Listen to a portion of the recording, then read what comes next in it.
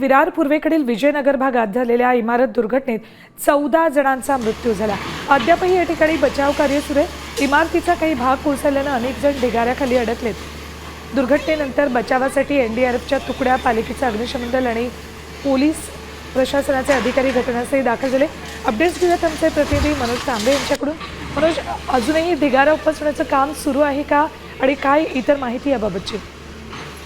बरोबर आहे। मंगळवारी रात्री 12च्या सुमारास या रमाबाई इमारतीचा एक साईडचा भाग पूर्ण कोसळला आणि यामध्ये आहे ते एकूणच 14 लोकांचा दुर्दैवी मृत्यू झालेला आहे आणि 9 लोक यांच्यावरती जवळच्या रुग्णालयात उपचार सुरू आहेत। महत्त्वाची बाब म्हणजे याच्यामध्ये एका लहान मुलीचा वाढदिवस होता आणि या वाढदिवस झाल्यानंतर ही दुर्घटना झाली।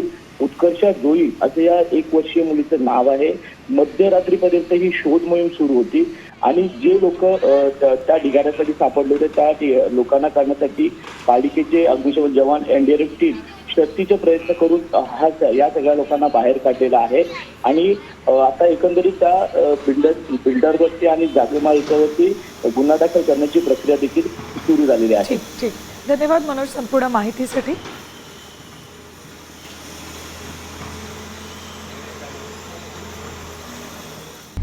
आता isakal.com आहे देशातील नंबर 1 ची मराठी न्यूज वेबसाईट।